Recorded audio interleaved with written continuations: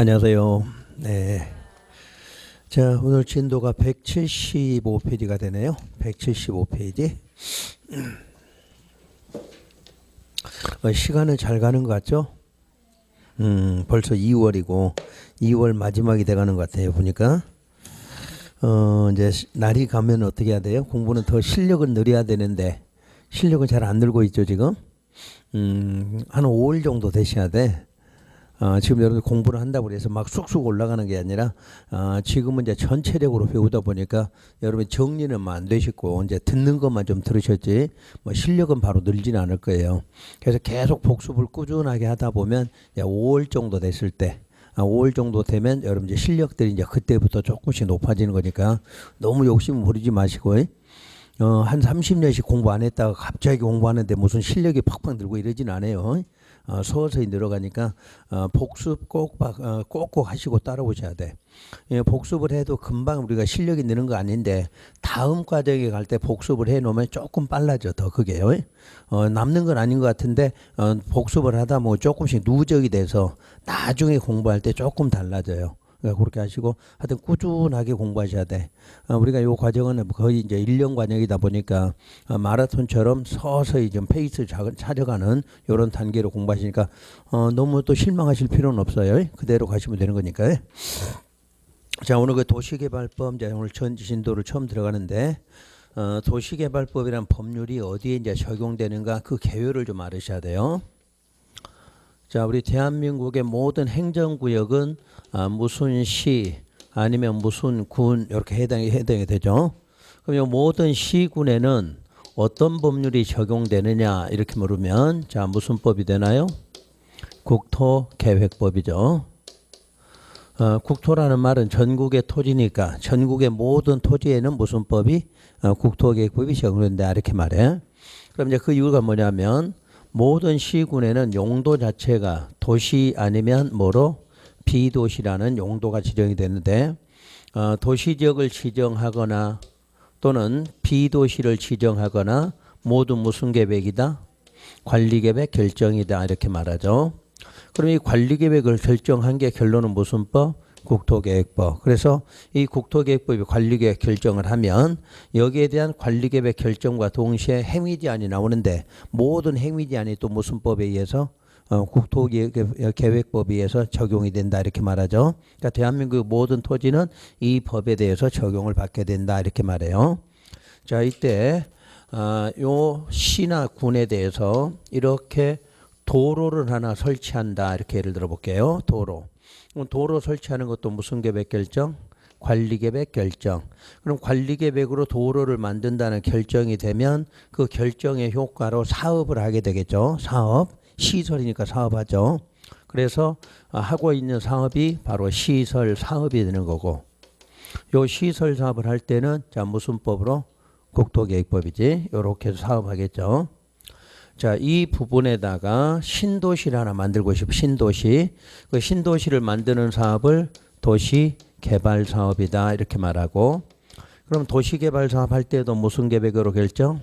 관리계획으로. 그래서 이제 이게 결정까지는 이제 관리계획 결정되는데 여기에 도시개발 구역이 지정이 되면 요때부터 여기에는 무슨 법이? 도시개발법이 적용이 된다 이렇게 말해요. 그러니까 도시개발 사업 하겠다고 도시개발법에서 결정한 게 아니라 무슨 계획에서? 관리계에서 결정을 하고 사업한다는 이제 내용이 결정되면 이제 도시개발법에서 무슨 구역을 지정? 도시개발구역. 그럼 앞으로 이제 도시개발구역 지정된 곳에 한해서 무슨 법이 적용된다? 도시개발법이 적용된다 해서 여기서 이제 도시개발 사업을 하게 된다 이렇게 말하죠. 자, 이쪽에다 재개발, 재건축을 하고 싶어. 재개발, 재건축. 그럼 재개발, 재건축이 무슨 사업? 정비사업. 그럼 정비사업도 무슨 계획으로 결정? 관리계획 결정. 그럼 결정하고 나면 여기에다가 정비구역을 지정하게 돼. 정비구역을. 그럼 정비구역이 지정되면 이때부터 여기는 도시정비법이 적용된다. 이렇게 말하겠죠. 그러니까 원래는 대한민국 모든 땅에는 국토계획법이 적용되는데 무슨 구역 지정되거나 도시개발구역이 지정되거나 또는 정비구역이 지정되면 그때는 이제 법이 자, 국토계획법이 아니라 도시개발법, 도시정비법이 적용된다. 이렇게 말해요. 그러니까 우리가 오늘 배우고자 하는 법은 이제 무슨 법이다? 도시개발법. 그럼 어디 구역에 대해서? 도시개발구역. 여기에 대해서 무슨 사업하는 거? 도시개발 사업하는 것이다. 이렇게 정리하시면 되고. 그러면 이 도시개발 사업과 시설 사업과 여기 정비 사업, 요 세 가지 사업을 합해서 우리는 무슨 사업이라 부른다? 도시계획 사업이다. 이렇게 말하죠. 해년마다 우리 도시계획 사업은 시험에서 관련돼 있어. 무조건 도시계획 사업은 시험에서 한 문제 나온다. 알고 공부하시면 돼. 그러니까 도시계획 사업하면 몇 가지? 세 가지를 말한다. 이렇게 대답하셔야 하고. 자, 29의 시험 문제는 다음 중 도시계획 사업으로 묶어진 거 이렇게 말했어. 시험 문제가. 그럼 세 개 묶어진 거 찾으면 되겠죠? 이렇게 세 개 찾은 거. 그래서 우리가 이제 이걸 또 어디서 써먹었냐? 개발임이 허가할 때도 개발임이 허가 받아야 되는데 무슨 사업일 때는 도시계획 사업일 때는 받을 필요 없다 이렇게 나오잖아. 계속 나와 이 지문은. 그러니까 반드시 공법을 공부할 때는 도시계획 사업 하면은 하나가 아니라 몇 가지? 세 가지 사업을 지칭한다. 이렇게 알아들으셔야 돼요. 자, 그러면 이제 거기에 이해되셨으면 자, 도시개발법이란 자, 어디에 적용하는 법이다? 자, 무슨 구역? 도시개발구역. 도시개발구역에 적용하는 법이 도시개발법이다. 그러면 이때 이제 도시개발법이라고는 이 법이 적용되는 도시개발구역은 어디를 대상으로 지정이 되냐면 도시지역이든 비도시든 상관하지 않고 지정할 수 있다. 이렇게 돼 있어. 도시개발구역은 어디에도 지정해? 도시에도 지정해도 되고 비도시에 지정해. 그래서 나중에 여러분들이 이제 정비구역을 배워. 그러면 정비구역은 반드시 도시지역 안에서만 이렇게 돼 있어. 이런 거를 먼저 구분하셔야 돼. 항상 도시개발구역은 도시든 비도시든 모두 지정할 수 있다. 이렇게 말하죠. 그러면 이 구역 안에서 자, 무슨 사업을 하게 되냐면 도시개발 사업을 하게 된다. 이렇게 말해.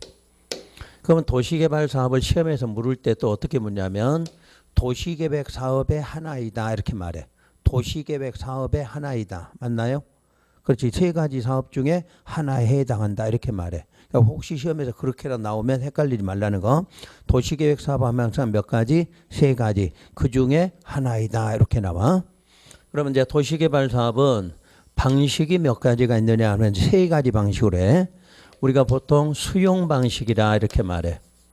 그러면 우리가 수용 방식은 지난 국토계획법에서 이미 학문적으로 공용 수용이다 이렇게 배우셨지.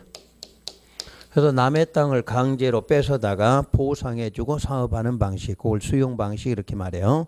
그래서 이 법은 요걸 원칙으로 하고 있어. 수용 방식을. 그래서 따로 설명 없으면 모든 내용이 무슨 방식이다? 수용 방식이다 이렇게 알아두시면 되고. 두 번째 방식은 환지 방식이다 이렇게 말해요. 환지 방식.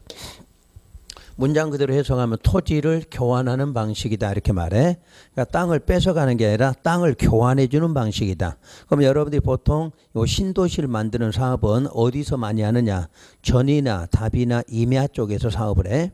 왜 대에서 사업할 수가 없는 이유가 대는 이미 어떻게 됐나요? 개발이 돼 있고 이미 다 끝나 있기 때문에 거기서 할 수가 없어. 또 지가가 이미 높아져 있기 때문에 사업할 수가 없죠. 그러면 전답이나 임야 같은 거는 땅값이 저렴하고 지역이 넓게 확보되니까 공사하기가 쉽겠죠. 그래서 그쪽에서 사업해서 나중에 여러분한테 대지로 교환해 주는 방식을 무슨 방식? 환지 방식. 그러니까 이거는 땅 뺏어다가 뭘로 보상? 돈으로 보상하고 끝나는 방식이고, 요건 땅에서 땅으로 교환하는 방식을 환지 방식이다 이렇게 말해요. 요걸 이제 학문상으로는 공용 환지다 이렇게 말해. 공용 환지. 그래서 이제 수용으로 하다가 너무 돈이 많이 들어갈 것 같더라. 그럼 보상이 없는 뭘로? 환지로 이렇게 들어가. 그래서 요게 원칙으로 하되 요건 예외다 이렇게 말해요. 세 번째 방식은 1번하고 2번을 합하는 혼용 방식이다 이렇게 말해. 그러니까 이름만 혼용 방식으로 돼 있고 여러분들 시험은 수용 아니면 환지로 문제가 나와. 수용 아니면 환지. 그래서 이제 시험으로 나올 때 수용 방식 문제가 보통 한 문제, 환지 방식도 한 문제. 항상 한 문제는 기본으로 나와. 그런데 우리가 시험 출제 빈도로는 실제로는 환지 방식이 더 많이 나와. 어느 때는 두 문제까지 출제되는 게 환지 방식이다 이렇게 보시면 돼. 그래서 원칙은 수용인데 문제 내는 거 어디에가 환지 쪽이 더 많다 이렇게 생각하시면 되는 거지. 그래서 일단 방식별로 하나가 출제된다 이렇게 보시고. 그러자 전체 이제 흐름으로 다시 한번 절차를 좀 알아볼게요. 자, 여기가 어떤 시나 군이다. 다시 한번. 그럼 여기는 무슨 법이 적용된다? 국토계획법이. 다시 국토계획법에서는 요 지역을 항상 크게 도시지역 아니면 비도시로 지정한다. 자, 비도시가 어느 지역을 말한다? 관, 농, 자, 세 개를 합해서 비도시다 이렇게 말한다 그랬죠. 자, 다시 요거를 지정한다.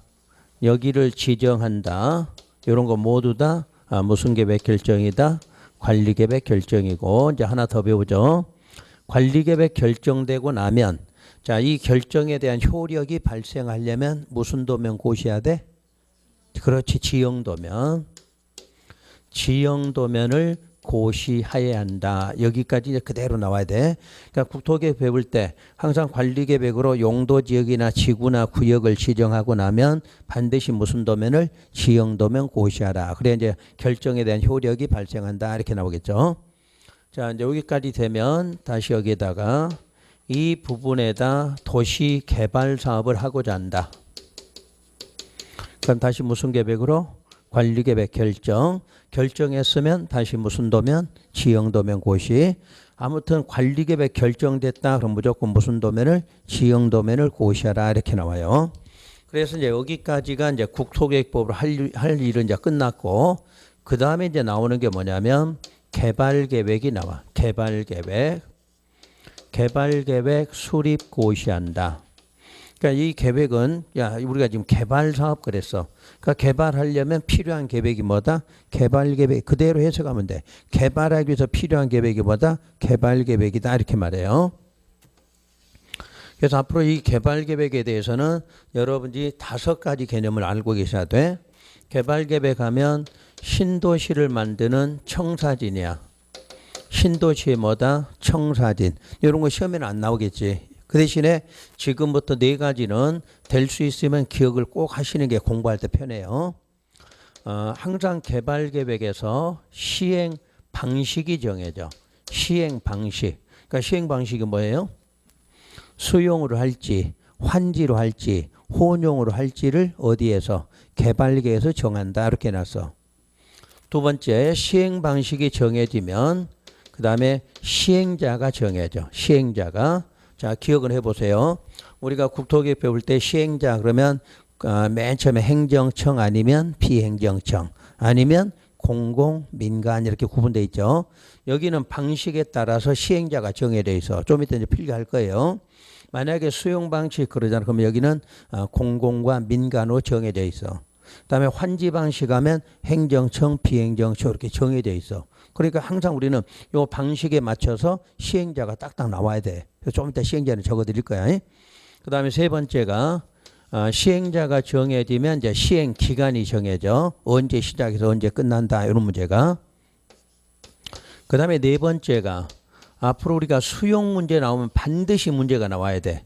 이 개발 계획에서는 수용 대상이 되는 토지의 세목. 세목이라는 말은 세부 목록을 줄여서 세목이라고 그래. 그러니까 수용을 하기 위한 대상, 수용 대상이 되는 토지의 세부 목록이 무슨 계획에서? 개발 계획에서 작성된다 이렇게 말해. 다시 말하면 여러분 투기를 못하게 무슨 계획 만들 때? 개발 계획 만들 때 토지 소유자를 다 파악해 놓는다는 이야기야. 그럼 여러분 만약에 나중에 투기 들어가잖아. 그럼 여러분들은 목록에 있어 없어? 없잖아. 그럼 보상 자체가 안 나와. 그러니까 투기를 못하게 무슨 계획 만들 때? 개발 계획 만들 때 수용 대상이 될 수 있는 토지에 대해서 뭐를 정해놔? 목록을 이미 작성해놔. 그러니까 그 목록이 작성되고 나서 그 후에 소유권이 바뀌면 그 사람은 소유자를 인정을 안 하니까 뭐가 안 나와? 보상금이 안 나온다. 그런 식이야. 그러려고 무슨 계획에서? 개발계에서 요걸 정해놔. 그러니까 앞으로 수용 배울 때는 요걸 기억을 못하면 문제를 풀어낼 수가 없어. 그러니까 무조건 수용하면 무슨 계획에서 개발 계획에서 정해진다. 이렇게 기억하고 계시면 돼. 요게 개발 계획 만드는 기본적인 의미예요. 다른 내용도 많이 들어있어. 많이 들어있는데 공부할 때는 저 네 개를 딱 생각하면 답이 막 풀어지게 돼 있으니까 정리하시고. 그럼 요걸 수립고시하는 사람이 누구냐면 지정권자라고 그래. 지정권자. 근데 우리가 여기서 말한 지정권자는 국토계획법에서는 결정권자야. 그러니까 국토계획에서 결정권자가 누구였나요? 시도, 대도, 국토부 장관이야. 이쪽에 오면 그 사람을 지정권자 이렇게 이름만 바꾸면 돼. 그러니까 국토계획으로 배운 내용을 그대로 갖다 써먹는 거야.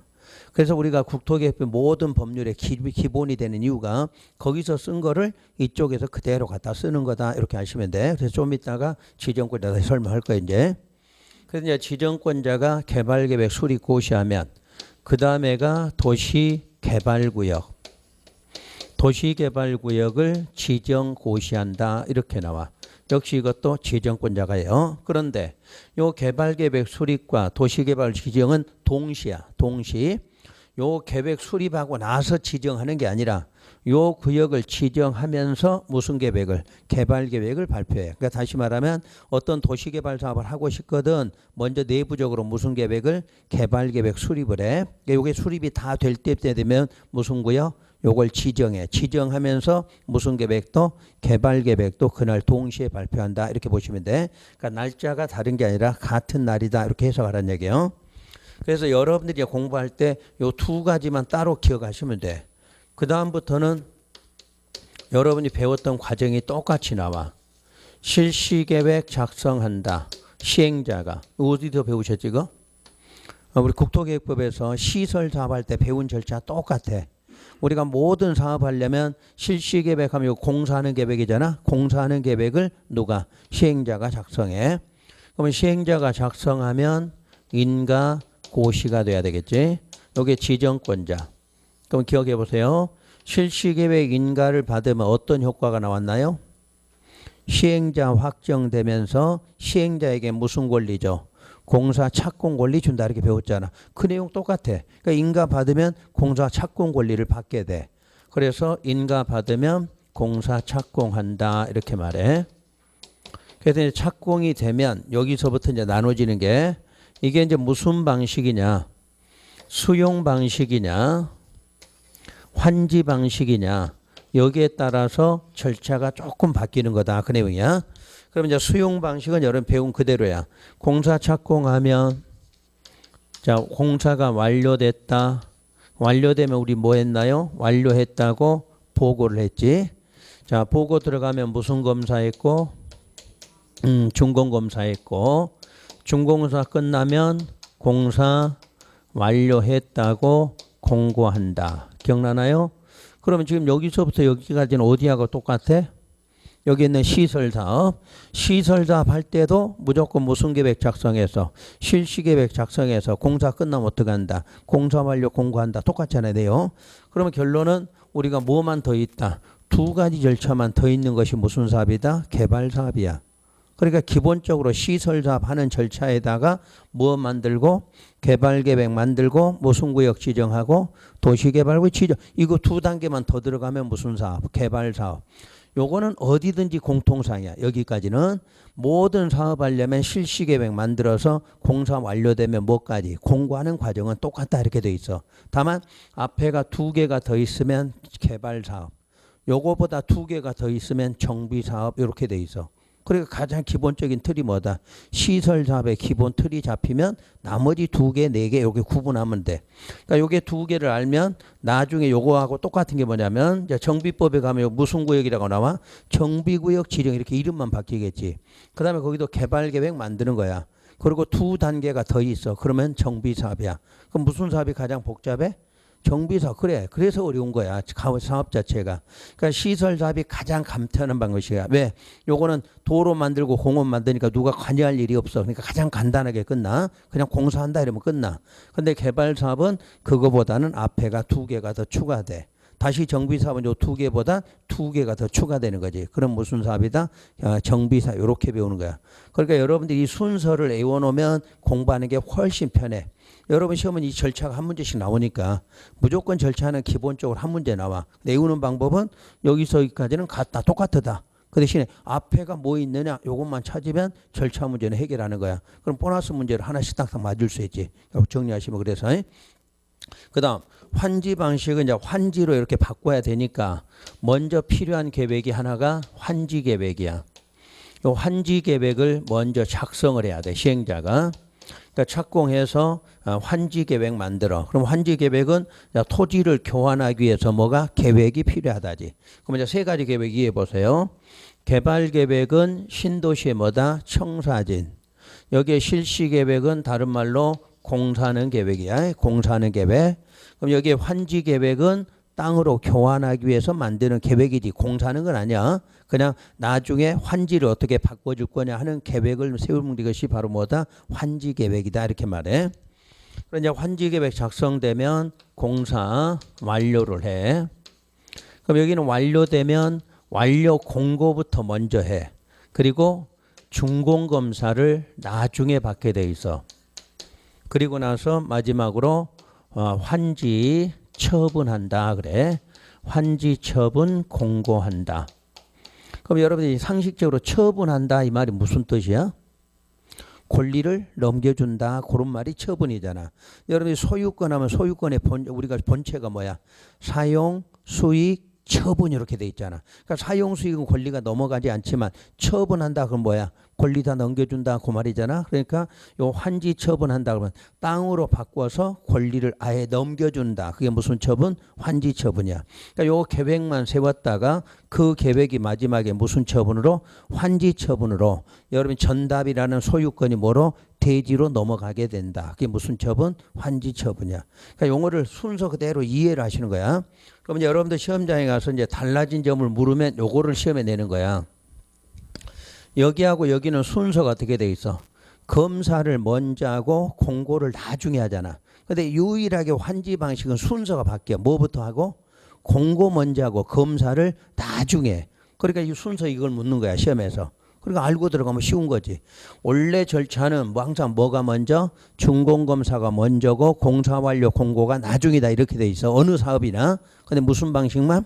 환지 방식만 그게 바뀌어 있어. 그것만 기억하고 시험장 가면 딱 풀어내는 거야. 그래서 여기 이제 시행 절차다 이렇게 말해요.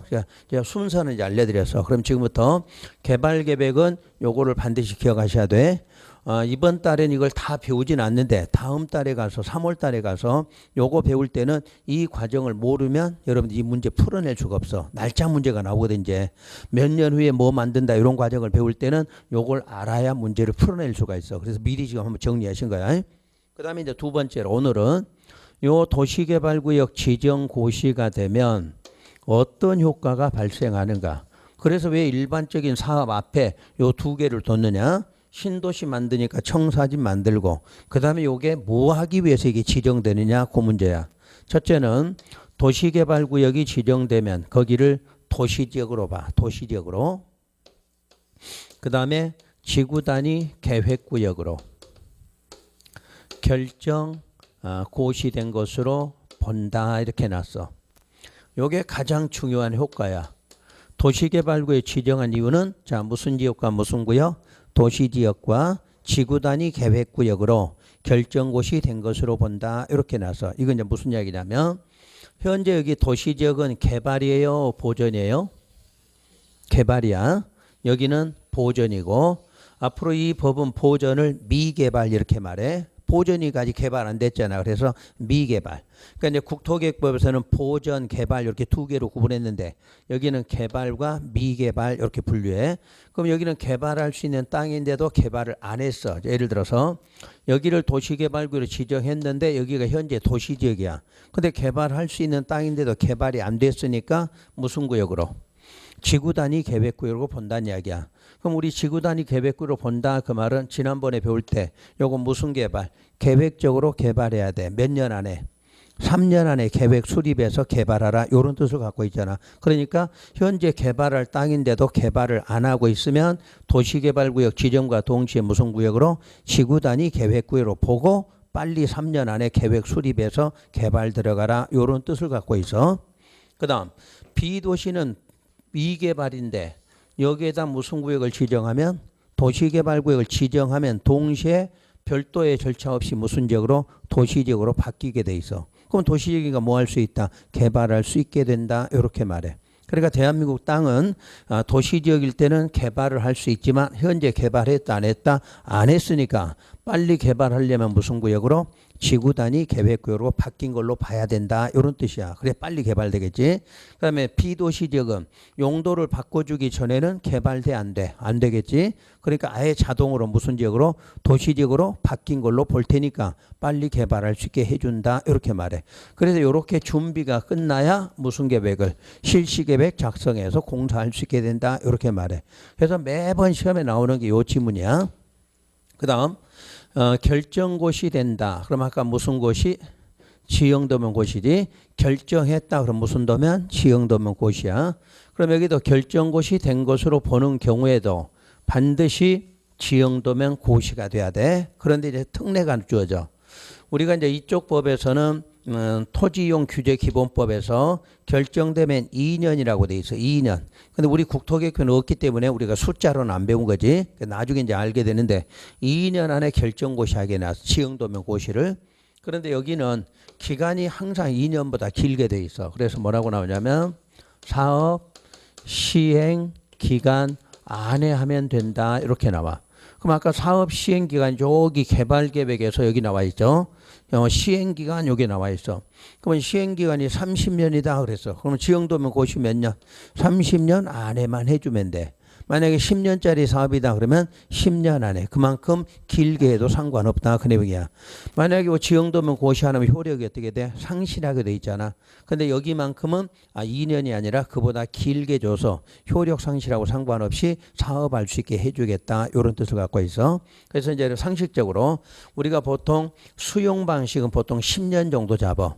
빠르면 10년, 길어지면 15년 정도. 환지 방식은 빠르면 20년, 길면 30년 이렇게 나와. 사업 방식. 그러니까 하나의 신도시 만드는 기간이 환지 방식이 옛날에 너무 길어 이게. 그러다 보니까 뭘로? 수용으로 바꿔놨다. 이런 뜻이 돼. 그래서 상식적으로 여러분들이 옛날에는 토지구역 정리사업법이야. 초창기 시험 볼 때는 토지구역 정리사업. 정리사업법 이렇게 돼 있어. 옛날 법은. 근데 이걸 지금 무슨 법으로? 도시개발법으로 바꾼 거지. 그러니까 초창기 시험 볼 때는 8회나 9회 때는 도시개발법이 없었어. 토지구역 정리사업법 이렇게 돼 있었어. 요때는 환지 방식만 할 수 있어. 환지 방식.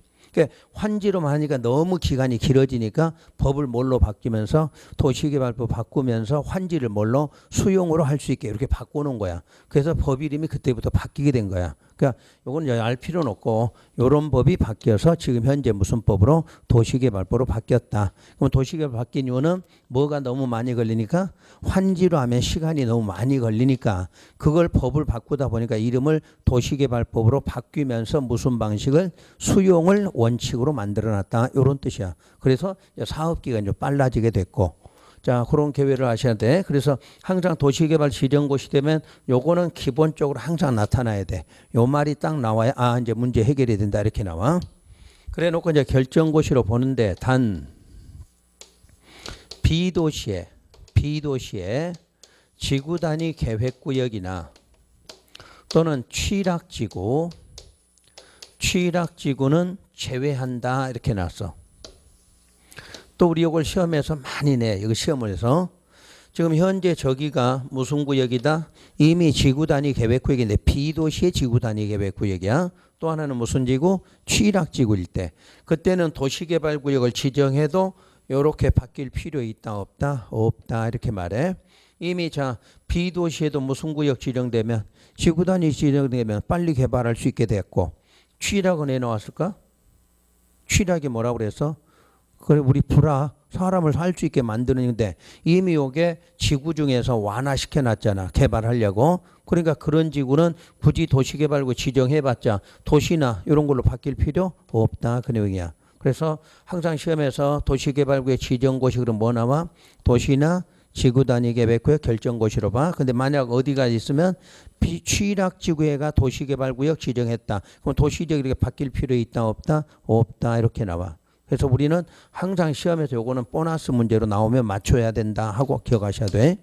그래서 이렇게 해서 준비가 끝나야 이제 실시계획 작성해서 나머지 들어가는데, 우선 이제 요 계획을 보면 실시계획은 공사하고 요거는 신도시의 청사진이야. 그러면 이 실시계획 어디에 맞아야 돼? 그렇지. 항상 자기보다 위에 있는 개발계획에 부합되게 작성하라 이렇게 나와. 근데 요거는 이제 큰 문제가 없고, 두 번째가 이 실시계획에 무슨 계획이 포함되느냐, 지구 단위 계획을 포함한다 이렇게 나와 있어. 그래서 요거를 항상 시험에서 주의하셔야 돼. 지구 단위 계획고요. 자, 지구 단위 계획 구역이 지정되면 원래는 요 계획까지가 몇 년? 3년 안에 수립돼야 되잖아. 근데 이 구역과 이 계획을 따로 만들어. 요 도시개발구역 지정으로 요 구역은 지정됐지만, 자, 요 계획을 따로 만들지 않고 무슨 계획 만들 때? 실시계획, 공사하는 계획 만들 때 이 계획 안에다 이미 무슨 계획을? 지구 단위 계획을 포함해서 별도로 따로따로 만들지 말고 요거를 만들어서 바로 개발 사업하게 만들어라 요런 뜻이 돼. 그러니까 시험에서 물을 때 요 구역 지정하고 나면 무슨 구역 지정으로? 도시개발구역 지정으로.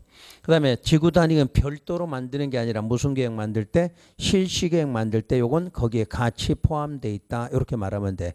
그래야 기간이 구애를 안 받고 빨리빨리 사업할 수 있게 된다 이렇게 말해. 그래서 시험에서 요 구역과 이 계획은 동시에 만들어진 게 아니야. 도시개발구역 지정으로 무슨 구역은? 지구 단위 계획구역은 결정이 된 거고, 실시계획 만들 때 요걸 따로 3년 안에 만드는 게 아니라 무슨 계획 만들 때? 실시계획 만들 때 요걸 빨리 같이 만들어서 공사를 하게 하라 이렇게 나와. 그래서 여러분 시험은 여기까지가 출제돼. 요 밑으로는 출제되는 내용 없어. 요 과정으로는 절차 물을 때 요거 하나 묻는 거고, 나머지 시험은 전부 요 위에 단계 여기서 출제가 돼. 그럼 도시개발법 6문제인데 출제 방식이 여기서 보통 2문제가 나와. 이 과정에서 2문제가 나오고, 자, 수용 방식 하나 내고 환지 방식 하나 기본 내. 그럼 4개 나와 있죠 지금. 그 다음에 보면 여기가 전부 적혀 있는 사람이 지정권자, 그 다음 누구? 시행자, 지정권자, 시행자. 전부 지정권자 아니면 시행자네. 이 지정권자하고 시행자에서 또 한 문제를 내. 그건 5개 나오겠지. 그 다음에 간혹가다 환지에서 2개 나오든가, 아니면 도시 전체에 대한 내용으로 출제를 하든가, 이런 식으로 6개가 출제돼. 그래서 원래 이 법은 범위는 좀 넓은 것 같아도 여러분이 맞출 수 있는 게 4개, 5개를 쉽게 맞춰. 그래서 다른 법보다 이렇게 공부하면 쉽게 맞출 수 있는 법이, 우리는 이쪽에다 신경 써 요것만 딱 파면 되거든. 요 부분만 공부 열심히 하면은 무조건 2개에서 3개는 기본으로 맞게 돼 있어. 이 부분이. 그리고 수용 방식 하나, 환지 방식 하나 아니면 2개 이렇게 나오니까 여러분들이 다른 법률보다는 쉽게 점수 맞아. 큰 틀을 알면은. 그래서 지난주에 우리가 복습 외워라 하는 게 요 순서 여기서 여기까지 이미 외워라 했고, 외워졌으면 앞에다 2개 이름만 더 대면 금방 외워질 거고, 또 우리가 지난번에 결정권자 미리 와라 그랬지. 결정권자가 여기는 뭐니까? 지정권자니까. 또 시행자 알아보라 그랬지. 시행자 누가 있다? 행정, 비행정, 공공, 민간이다. 이거 배웠잖아. 그럼 이 내용 다 배운 거야 이 내용이.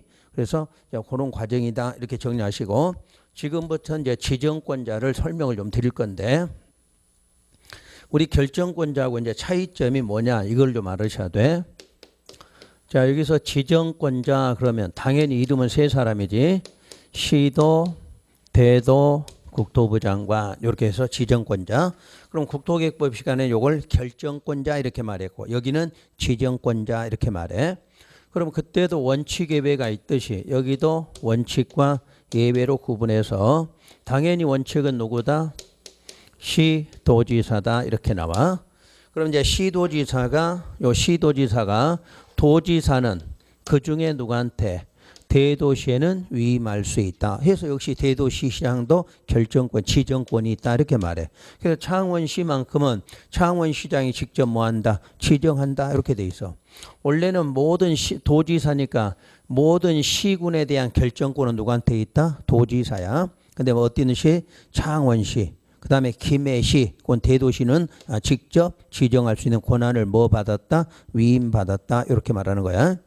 그러면 이제 예외로는 국토부 장관이 지정권을 갖고 있다 이렇게 말해. 그러니까 여러분들 항상 머릿속에는 도지사 그러면 누구하고? 시장, 군수, 시군, 그래서 항상 시장군수 그럼 위에 누구 도지사 이 관계만 기억하시면 돼.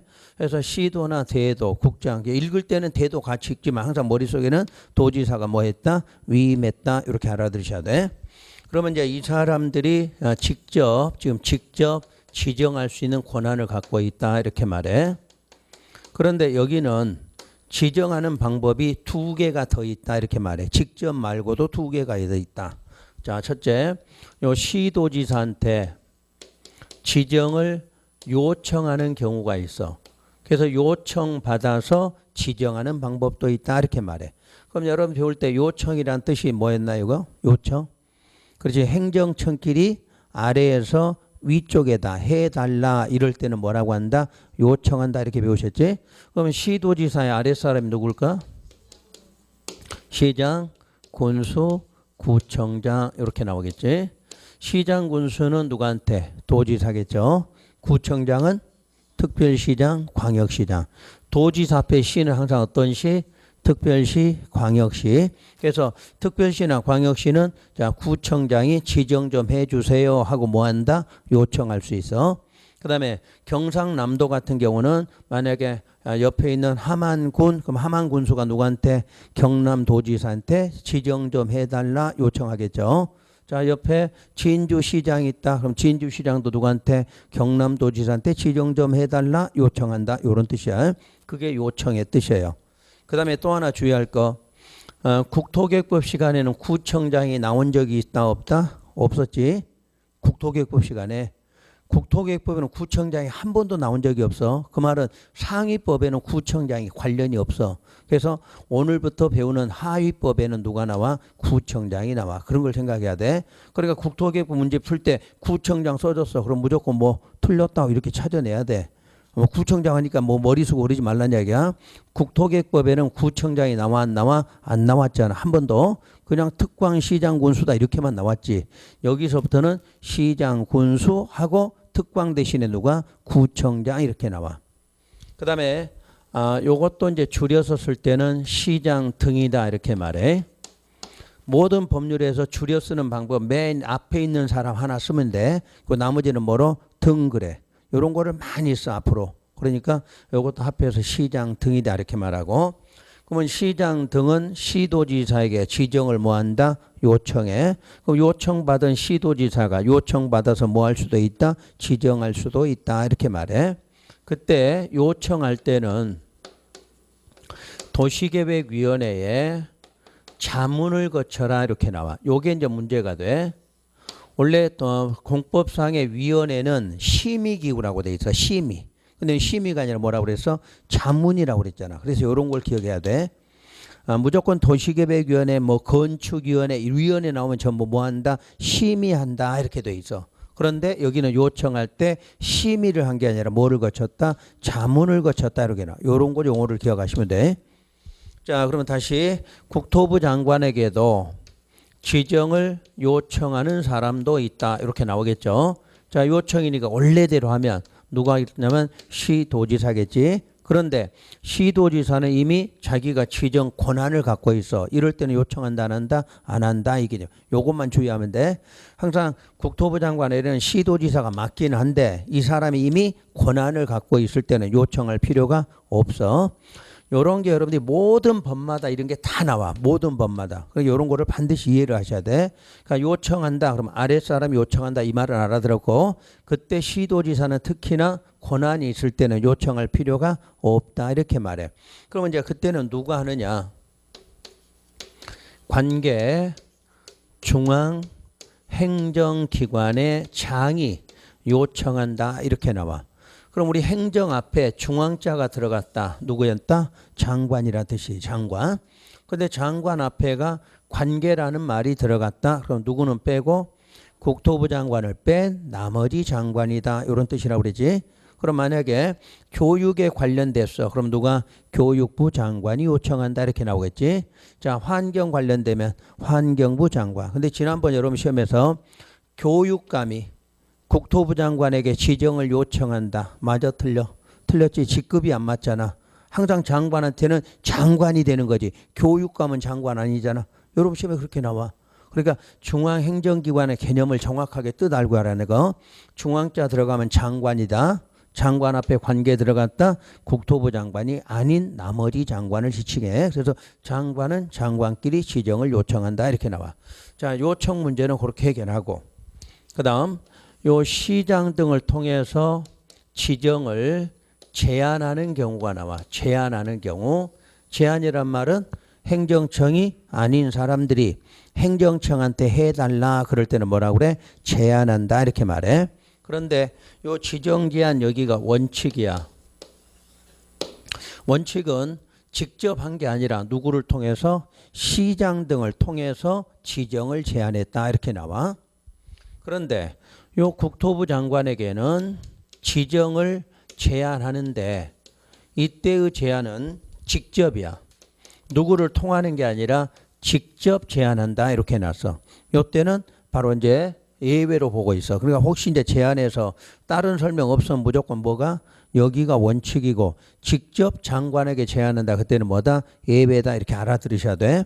나중에 가면 책에는 원칙 예외 이렇게 써 있는 경우도 있고 안 써진 경우도 있으니까 지정 제한이 2번 나왔다. 자, 그러면 다시 여기가 지금 원칙이잖아. 그러니까 요청도 원칙은 이게 원칙이고 제한도 이게 원칙이다 그 말이야. 그럼 이쪽은 예외니까 여기서 요청하거나 제한한 거 전부 뭐다? 예외적 경우다 이렇게 해석하라는 얘기야. 그래서 지금 여기서 자, 제한하는 원칙이 있는데 요건 누가 하냐면 시행자가 한다고 돼 있어. 시행자가. 그러니까 사업하는 시행자들은 시도지사에게 직접 제한을 못하고 누구를 통해서? 시장 등을 통해서 제한한다 이렇게 말해. 그런데 이 법의 시행자가 몇 사람이냐면 12명이 있어. 시행자가 12명. 애우라고는 안 했어. 겁내지 마. 뭐 12명 하면 벌써 막 너 거기서부터 놀랐는데 12명은 애울 건 없고 좀 이따 구분법만 알면 돼. 그 대신에 단 1번하고 6번 시행자는 제외하라 이렇게 나와. 시험 문제가. 요걸 기억해야 돼. 1번하고 6번 시행자들은 12명 시행자 중에서 2명의 시행자는 제한할 수 있다 없다? 없다 그령이야. 없는 이유가 뭐냐면 요 1번이 국가하고 지자체야. 그럼 국가하고 지자체는 행정청인데 행정청이 행정청한테 제한한다. 용어가 맞아 안 맞아? 안 맞잖아. 그러니까 제외하는 거야. 또 하나 국가 하면은 누가 대신해? 국토부 장관이. 그 다음에 지자체 그러면 지자체가 누구야? 이 사람이 지자체네. 그럼 지자체는 직접 지정할 수도 있고 뭐 있고 요청까지 했으니까 굳이 제한할 필요는 없다. 그래서 제한 문제 나올 때는 무조건 누구나인데 국가하고 지자체는 빼고 이렇게 나와야 돼. 그 다음에 요 6번이 누구냐면 조합이야. 이 조합은 아직 설립이 안 돼 있어. 조합 자체는.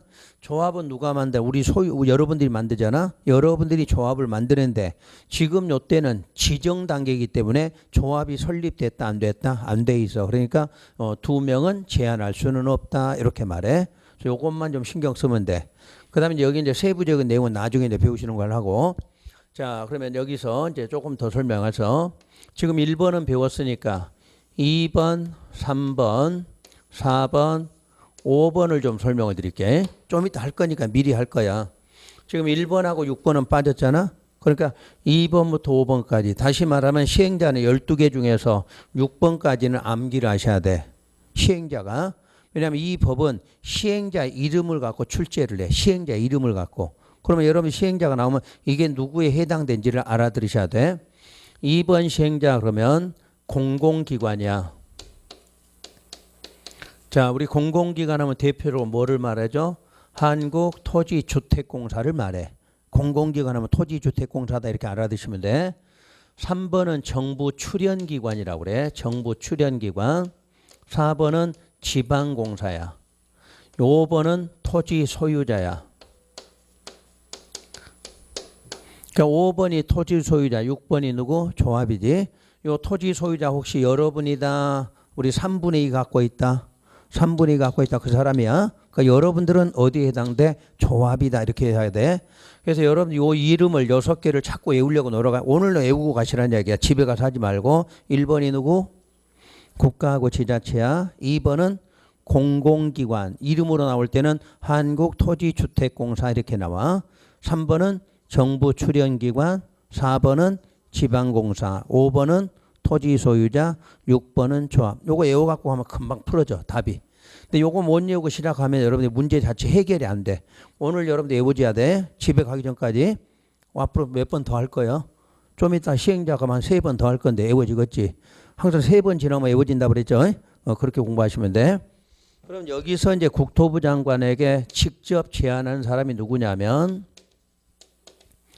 공공기관의 장하고 정부 출연기관의 장이 면적이 30만 제곱미터 이상인 경우에는 자 국장에게 직접 제안한다 이렇게 돼 있다는 얘기야. 그럼 한번 예를 들어 볼게요. 한국 토지주택공사가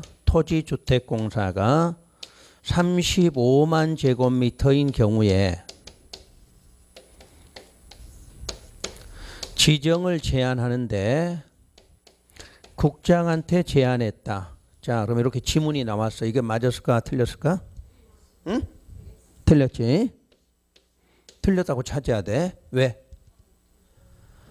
요거 생각하시면 틀린 거야. 이거 생각하는 순간 또 머릿속이 아프지? 35만 하니까 국장 그러지 말란 얘기야. 지금 요 사람이 중요하잖아. 항상 숫자 나오면 앞에가 중요하다 내가 그렇게 강조했잖아.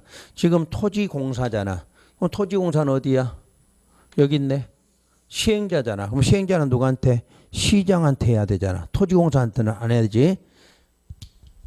그럼 여기가 토지공사의 사장이라고 써졌어. 사장이라고. 그럼 누구한테? 국장한테 하는 게 맞겠지.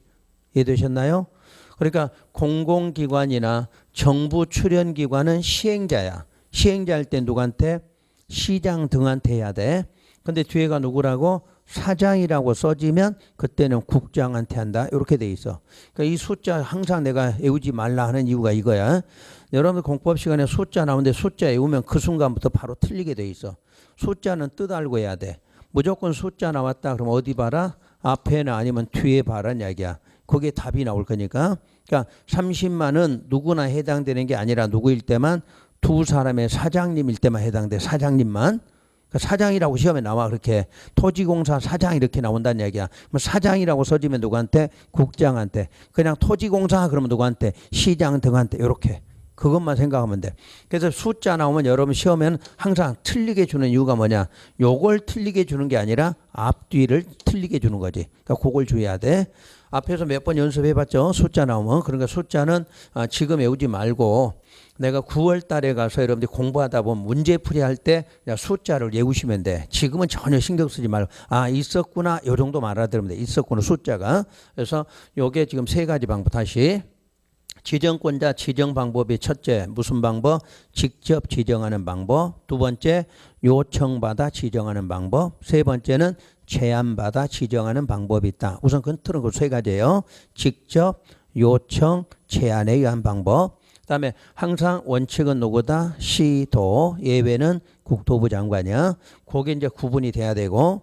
그다음 지정할 때 항상 아랫사람은 시장 등은 누구한테? 시도지사야. 그 다음에 시도지사는 요청할 수 있다? 없다? 없다. 왜? 자기가 권한이 있을 때. 그 다음에 대신에 누가 한다? 관계중앙. 근데 여러분 시험에 이렇게 나오잖아.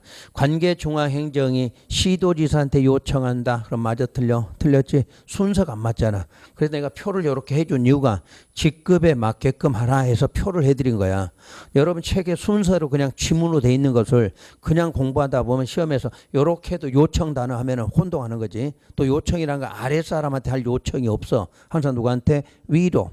또 장관은 같은 사람끼리만 가능하지. 요청이라는 것은 아래에다 하는 건 없다 그 말이야. 또 제안이라는 건 항상 누구한테? 행정청이 아닌 사람 이름이 나와야 행정청에다 한다 이렇게 돼 있거든. 그런 말을 알아들으면 되겠지. 자 이제 마지막으로 요 두 사람한테 이제 뭐가 있냐면 둘 이상 지정하다 보면 시도나 대도에 걸쳐 있는 경우가 있어. 지정하다 보면. 그럼 이제 우리 이제 걸쳤다는 말이 나왔네. 그럼 뭐 해야 돼? 그렇지. 협의한다 이 말이 나와야 돼. 앞으로 공법을 공부할 때 이 단어요. 인접한 경우 이런 말 나오잖아. 또는 걸쳐 있는 경우. 또는 공동으로 수립하는 경우 이런 말 나올 거 아니야. 그럼 무조건 뭐 하라? 협의야. 세 가지 단어. 인접해서 뭐 하려고 한다. 걸쳐서 뭐 하려고 한다. 공동으로 수립하려고 한다. 그럼 뭐 하라? 협의 이렇게 돼 있어. 그런 말을 빨리 알아들으면 금방 편해져. 자, 그럼 협의하여 지정할 자를 정한다. 이렇게 나와. 그럼 협의 나오면 그 다음에 뭐가 나와요? 불성립 이렇게 나오겠지. 항상 협의 다음에 뭐 나와? 불성립 나와. 그때 이제 도지사나 국토부 장관이 지정한다. 이렇게 나눴고 또 여기다 이제 뭐라고 돼 있냐면 같은 도일 때는 도지사가 도가 다를 때에는 국장이 지정한다. 이렇게 지문이 나왔어. 맞았을까? 틀렸을까? 불성립된 경우에 같은 도는 도지사가 다른 도는 국토부 장관이 지정한다. 맞아 틀려? 맞았지. 맞은 게 아니오. 틀렸어. 왜 틀렸을까? 앞에서 이렇게 배워왔어. 배우기는. 근데 여기는 잘 읽어야지. 둘 이상 어디에? 시도에 걸쳐 있잖아. 같은 도라는 개념이 없잖아. 지문이 이렇게 있어. 시험장에 가면 둘 이상 어디에? 시도에 걸쳐서. 시도에 걸치면 같은 도가 있어 없어? 없잖아. 그때는 누구만? 국자. 요걸 시험에 냈더니 다 이걸 못 찾는 거야. 지문에 여기 있는 거야. 둘 이상 시도에 걸쳐. 이 말은 있어. 그런데 우리는 앞에서 배운 게 맨날 이거에 배워져 있잖아. 불성립되면 같은 도는 도지사, 다른 도는 그러니까 여러분 시험에다 그렇게 주는 거야. 불성립된 경우 같은 도일 때는 도지사가, 다른 도일 때는 이러면 다 맞는 거 보지. 근데 그때는 여기에 없었지. 근데 지금 여기는 시도가 걸쳤다. 뭐 도가 같아 다르다 이런 말이 써져 있잖아. 그러니까 이때는 이런 말이 들어가면 안 된다 그 뜻이야. 그래서 이런 것도 외우면 안 되고 그냥 지문에 둘 이상 어디에 시도에 걸쳤다. 그 말은 도가 같다 다르다 이렇게 명시해 놓은 거니까 같은 도란 말이 나올 수가 없다. 요 지문이야. 그래서 요걸 이해하면 금방 풀어져. 외워갖고는 안 되고 뜻을 이해를 하시는 거냐. 그래서 우리 지정권자가 요게 지금 나와 있고 또 우리 시험에서 요걸 또 묻지. 국토부 장관이 직접 지정할 수 있는 경우는 몇 가지가 있느냐. 이렇게 해서 내리 몇 번째 나왔지 시험에서. 자, 국토부 장관이 한다는 사업이 무슨 사업이다? 국가적 사업이지. 두 번째 뭐 받아서? 뭐 요청. 세 번째 뭐 받아서? 제안 받아서. 네 번째가 방금 불성립된 경우 나와 있죠. 불성립되면 누가? 국장이 지정한다. 다섯 번째가 천재지변이야. 요거 2년 전, 3년 전에 시험 문제 내리 물었잖아. 다음 중 국토부 장관이 지정할 수 없는 경우 이렇게 물었어. 그럼 이 중에 찾으면 되잖아. 안 틀릴 것 같잖아. 안 틀릴 것 같은데 막 여기다 틀리게 주잖아. 시도지사가 요청한다 이렇게 써놓잖아. 또 여기다가 교육감이 요청했다 이렇게 써놨을 거 아니야. 또 아까처럼 토지공사가 제안한다. 그럼 틀렸지. 면적 35만 주고 토지공사 써놓을 거 아니야. 그러니까 내용 간단한 것 같지만 정확하게 이해를 하셔야 돼. 그래서 지정권자가 우리 그냥 쉬웠고 세 명 이름만 외우면 될 줄 알았더니 그게 아니네. 이름은 3명인데 이렇게 절차가 돼 있어. 우리 시험에 가면 항상 요거는 여러분 시험에서 반드시 단독으로 나오든가 아니면 문제상에 요 지문들이 꼭 들어가 있어. 그래서 여기서 답을 찾아내야 되니까 무조건 지정권자 관련되면 지정권자의 답이 하나 나오니까 꼭 기억해야 돼. 그래서 요렇게 공부를 해야 여러분 책에 있는 문장이 이해돼. 여러분 책은 법조문이다 보니까 이쪽에 조금 저쪽에 조금 있는가 우리가 요거 하고 또 한참 넘어가면 또 나오고 이래. 이런 거를 한 번에 정리한 게 요 내용이니까 정리하시고. 자, 조금 쉬었다가 요 내용을 들어갈 건데 요거는 지우지 마세요. 요것도 지우지 말고 요것도 이 시간은 놔두세요. 이 시간은 놔두고 좀 1시간 더 끝나고 요건 지우도록 하고 일단 설명을 다시 드려갈게요.